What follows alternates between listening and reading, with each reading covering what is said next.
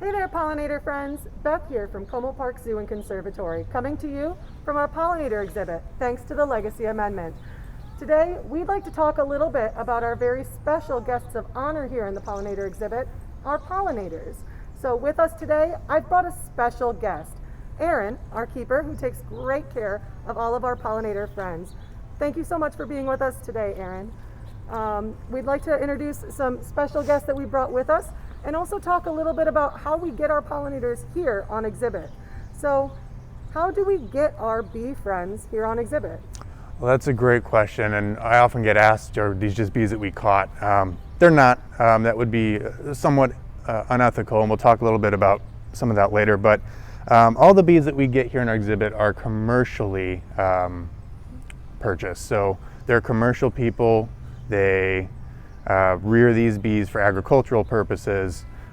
We can buy those, and there are some ethical concerns with the commercial production. Do they help spread diseases? Are they out competing with natural populations? Which is why we do have exhibits that are contained and keep them inside. So what we do is we order these bees. They get shipped within about a day or two. So once they show up here at the zoo, we make sure that they are kind of acclimated. We put them out in the exhibit, and from that point on, they do a pretty good job taking care of themselves. Awesome. How do you ship bees? Like they travel in a day, but yeah. So you don't envelope them. So with the bumblebees specifically that we have here, they are in their own kind of little contained hive setup. And so what these companies do is they will build these hive structures. They'll put some supplemental food in, some nectar supplement and some pollen, lock them in, ship them out, and they're good to go a few days without needing to forage with flowers and stuff. The solitary bee species that we do here at Como, and this year we'll be doing the alfalfa leaf cutters, they get shipped in their pupa stage. So during the winter months they will spin these little cocoons. And so it makes it really easy to ship them because they're not flying around yet. They're not active at that point. So nice. they can ship in about a week's time. They're not going to come out. They'll be fine when they get here. Yeah. I know I like either snacks when I'm traveling or to take a nap when I travel. So that kind of makes sense. With us today, we do have some of our eastern bumblebee friends that are here, and these special friends are with us because they are a really charismatic species. They're big and they're fuzzy. I'm going to open this up a little bit so we can see a couple of them. We brought them nice and close for you. Oops, excuse me, friends. There we go. He's going to come out and visit, check out the whole exhibit today. We'll make sure he gets a nice little snack. No big deal. But you can see our fuzzy little friends. Now, bumblebees, they are so big, they really do stand out to people. Yes. And I know a lot of people are afraid of bees, and I mean, understandably, a sting doesn't feel very good. And I'm sure this is a question you get a lot. Do you ever get stung by your charges? I have been stung a couple of times by the bumblebees. The other species that we do here at the zoo, the leafcutter bees and the mason bees, they're usually not a problem. But the bumblebees are what we call a nesting or a hive species. They're colonial, meaning that they have something worth protecting. So there's a nest where they rear their young, where the queen lives, where some of their food gets processed. And so they're going to become territorial of that space. So when working in some of these confined exhibits and I go in there is a risk of getting stung. The bumblebees, they're not a super aggressive species. So it's not something that happens often. If we were working with something like a honeybee in these enclosed areas, we'd probably see a lot more stings. They're a little bit more aggressive than the bumblebees are. But generally speaking, bumblebees, if you're out walking around, you don't have to worry about them. They're typically doing their own thing. The one thing you want to be wary of is if you do see a lot of them in your yard, there might be a nest in the ground of your yard. So when you're mowing your lawn or doing yard work, you might then be agitating them. Generally speaking, we want people to keep those around. So what I usually recommend doing is, if you can locate what that is, just cordon it off. Let that area get a little wild and overgrown, because those bees are doing a lot more good for the environment around you than they are harming. And if you can do that, kind of have your own little separate ways of life, you're going to really cut down on your sting risk that way. Oh, for sure. And they'd help by pollinating anything you have in your garden. Absolutely. Or in your neighborhood. So they'd be helpful. And that being said, while bees might sting, and in a confined space they might sting, or if you invade their space, they are trying to warn you first, right? They're Absolutely. Not just seeking you out and chasing you down. Right. And so honeybees especially, they do a pretty good job. They'll actually bump into you a few times before even really thinking about stinging you. And this is their way of basically saying you're in an area that we are protecting. So if you could back away now, that would be safest for you. You do have to be wary though. Bees will chase, and that's a big, sometimes it's a misconception. We'll tell people that bees aren't really trying to chase you, and that's not entirely true either. Bees will chase if they feel threatened enough. And what will happen is if particularly with honeybees, if one stings you, you're actually marked from that point on because a pheromone gets released saying this is what's invading our area, this is the threat. If bees are chasing you, best thing to do is just get inside of a car or a building. They'll leave after a little bit once that pheromone kind of dissipates, if you will. But it's very important to understand that what bees are trying to do is protect their nests. If you can get that, wrap that around your head, if you can locate where that nest is, you can alleviate most issues you're ever going to have with bees. The one caveat is when bees are building hives or nests on your property, in your house even. And in that case, what the best thing to do is just, call a pest removal agency, ask if they can move that nest to a more, wild area. There are services available to do that sort of thing. So. Well, that's nice. We definitely don't want to hurt the bees, and we also want to keep ourselves safe for sure. Absolutely. Now, I've heard bees can sting just once, and we've talked about this ourselves before, but yeah. Is this really true versus wasps that can sting lots of times? Yeah, so wasps definitely are going to sting you multiple times to get the chance. And the difference between bees and wasps have to do with how their stingers are designed. Bees have little barbs in their stingers, and what happens is that barb will get caught in your skin, and it'll actually rip the stinger out. That stinger is attached to the bee's intestinal tract essentially, so when it gets ripped out, the bee does die. So that's one of the reasons why they're not going to sting you multiple times. Now, if a bee stings you once and maybe it doesn't get a deep sting and those barbs don't get caught, there's nothing that's going to stop that stinger from staying intact with the bee. So it can sting you multiple times. We just don't see it often because those barbs are there. The whole idea is if something like another insect or a bird, something that doesn't have really thick skin, gets stung, bees will be able to sting those animals multiple times. So, but ideally, bees don't really want to have to sting. It's their defense mechanism. They're not just mean animals chasing everything down, trying to enforce their kind of superiority or anything like that. They are really just trying to defend their hives and their nests.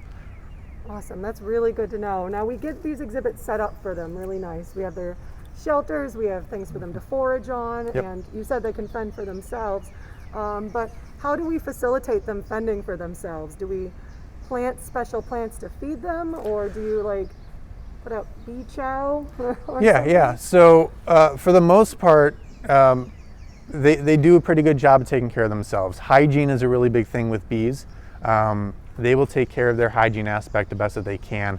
Our job is in between seasons, we make sure that those areas are either removed and cleaned or replaced entirely so that the next batch that comes in isn't exposed to unhygienic Is it things. mites and funguses are big threats? Mites to and bees in general? funguses are the big ones. There's bacterial things that could happen as well, though most bacteria won't survive the winters here in Minnesota. But it's primarily going to be things like that, fungal, parasitic, things of that nature. So that's really the big thing that we are always thinking about is making sure that these are the areas where we keep their hives are kept clean, and that we're replacing things as needed. Even their feeders. We actually have one there if you want to hold one of those up. So this is a feeder that we give to them? Yeah. So what we actually do with this guy here, so they do have the flowers. That's a good source of pollen and nectar for them. But because we do have these enclosed exhibits, we're not able to offer them the entire scope of flowers that they would have in the wild. So we actually order something that's called a pollen patty. Pollen patty is a mixture of usually pollen and yeast extract, and sometimes they throw like molasses or something in there as well. They mix it up, it hardens into these kind of big bricks, And what we do is we just cut pieces off of that, put it in there. The bumblebees go nuts for that stuff, by the way. They're Oh, nice. really into the pollen patties. But that's what we call a supplemental food source. So it's just supplementing the fact that they don't have as many flowers as they could possibly have. So that's one of the food sources we do. And then we also, in that other kind of hummingbird feeder there, Oh, I thought this was a hummingbird. it was Yeah, a hummingbird. yeah. So what we did is we drilled the holes out a little bit bigger just so that they could get their heads into that area there. And what we do is we'll put either nectar supplement or sugar water into these. And that's an extra source of essentially nectar. That's what nectar is. It's a sugar solution essentially. And then that way, if the flowers, because flowers can be depleted of nectar and have to replenish it, if they become out of nectar, they do have somewhere else to go for that as well. So we're making sure that they're well fed, that they're clean, and making sure that they stay contained inside of these exhibits. Awesome. So when it comes to bees in our backyard, it sounds like one of the best ways we can keep ourselves safe and keep our bee friends safe and comfortable is making sure to respect their space, notice their activity. There's lots of different bee species in our backyard that we can look out for. Absolutely. Not just bumblebees, right? Correct. So what are some of the different maybe highlights of behaviors of some of these bees that we could look for? Yeah, so one of the more interesting species, it's actually a group of species, the leafcutter bees. The ones that we have here are called alfalfa leafcutters, and they were brought over from Europe. They've since become what we call naturalized, but they were brought over to help pollinate alfalfa crops because the bumblebees were not very good at it. So what you'll actually notice if you look at some of your plants in your backyard and your garden, some of the leaves will have little kind of semicircles cut out of the edges. And those are actually signs that you have leafcutter bees in your yard. And what they're doing is they're taking those leaf materials and they're using those to help build their, essentially where they're going to be laying their eggs. So they make little compartments with those. They usually lay about 5 to 6 eggs within those separate compartments. And then as that egg hatches, as the larva grows, it'll use that leaf material to build itself a cocoon later on. That's one of the things, some of the most obvious ones. Leafcutter bees are quite small, so you're not going to notice them right away, but you'll definitely notice those little semicircles cut out. The other thing you'll probably notice, bee behavior-wise, lots of foraging if you have flowers in your yard, especially on sunny days. The best thing to do is just look out your back window. If it's sunny, if you see bees at your garden, that means A, your plants are healthy, which is good. Awesome. They're producing nectar, they've got pollen, and the bees are interested. But you will see lots of heavy foraging during late morning, mid-afternoon, and that is a good sign that you probably have some nests nearby, some hives nearby, if not in your yard, probably in one of your neighbor's yards. And bees will travel large distances to forage, but it's not ideal for them. They're going to try to stick close to what's nearby. So that's always a good sign that you have beehives in the area.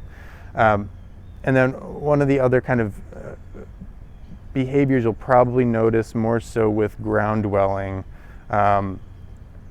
you'll notice bees coming in and out of certain places. Bumblebees especially, you'll see them in your yard and all of a sudden they'll be gone. And you'll think, where did they go? Yeah, so what they did is they have an opening somewhere in your yard there that they're actually dropping into. So it's not necessarily that they've left the area, it's just that they're now underground where you can't see them. And so if you are noticing bumblebees in your yard and you're noticing that they're kind of disappearing quickly and you don't really see where they flew off to, that's a pretty good sign you probably have a bumblebee nest in your yard somewhere. So these are some of the things to think about and look for. The other species that we sometimes do here at Como, the blue orchard mason bee. Mason bees are called that because instead of using leaves for their egg chambers, they use wet clay or really, really thick mud. They prefer the clay if they can get it. So if you have clay in your yard and you have trees, kind of old, dead kind of rotted wood and stuff, the odds of you having some of those there are actually quite high because that's a location where they have easy access to building of their nests, and as long as you have a source of nectar and pollen in the area, you'll attract some of those guys as well.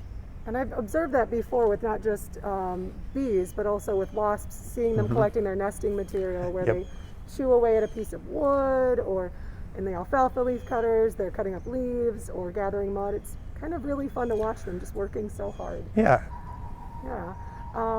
Now, what happens at the end of the season? I imagine we don't put tiny coats on our little bees. No, no. Bees, generally speaking, an individual does not live that long. So you're talking bumblebees, you might have an individual live maybe up to 6 months. 6 months, 6 weeks. 6 months would be incredible. 6 weeks, and that's typical of insects. Insects don't have very long lives. Their strategy for moving their genetics into the next generation is to produce a lot of offspring. A lot of offspring, short lifespan. That's their strategy for survival as a species. And so we see this reflected in bees as well. So your bumblebees, you're looking at maybe 6 weeks. The summers up here in Minnesota, you might get 1 generation. Further south, where it stays warmer a little bit longer throughout the year, you can get 2, maybe 3 generations within a season. Oh, cool. So that's kind of what we do here, is we kind of just let them run their course. So at the end of the season, they will die off naturally as they normally would. In a wild setting, some of the offspring would be queens as well, and they would actually leave the colony and go and start their own. What they'll do is they'll mate. If that's successful, they'll build their own little nest and they'll hibernate during winter and then produce offspring next year. We don't really have that system set up here with the exhibits, and being a closed system, we're not even sure how many queens would be produced. But in the wild, that's how they would do it. Now, some of the solitary bees, same way. The only difference is they don't have like a queen that regulates reproduction, but they're only going to live also about 6 weeks. Typically is how long a female would live. The males live a little bit shorter. The female lives a little bit longer so that she can continue to lay eggs a little bit further along. And those guys, typically we would see maybe 2 or 3 generations even up here as well, especially the spring ones that start a little bit earlier. Like I said, everything about their lifestyle is actually quite easy as a keeper to take care of. It's just keeping eyes on things like hygiene, food, but they'll live their entire life cycle through here, and we don't really have to worry about moving them inside or dealing with them humanely as far as euthanizing them. They will live their full lifespan out in this exhibit. And that's kind of cool. They have such a great lifespan here, and they get, all these catering services, Oh, yeah. someone looking to their every need. That's really, really awesome. Yes. Now, if I'm looking to help bees in my own backyard, I can help by leaving those wild spaces, protecting space, planting really good plants, which we're going to talk about options for planting in future episodes, and we've mentioned it in some of our earlier episodes. But you could also make a little house for some bee friends too. And I have some examples for you. This is actually an example from our Camp in a Box that happened this week, where our campers got a chance to make their own little bee nests. This is a pretty cool kit. And then it can hang up, and hopefully they'll have some little friends. Another option, and this one is great, I love upcycling, and if you have something sitting around, you might as well put it to use. Maybe you have a coffee tin or some other large can, and I know this is a hot commodity at this time, but toilet paper usually has rolls that you're not going to use afterward. So you can recycle those by putting them in, and you can roll up little tubes made out of butcher paper or construction paper, and this provides a nice little home. By hanging this up outside, you'd be able to provide a great habitat for some bees to come in, move in, and as long as you respect their space, like you mentioned, Erin, they're doing so much good for you and your environment that they're really great to have around. So, Erin, thank you so much for sharing all the buzz about our bee friends. I really appreciate it, and I look forward to sharing future episodes about our pollinators and our special plant relationships in future episodes. So, thank you all so much for joining us, and have a great day.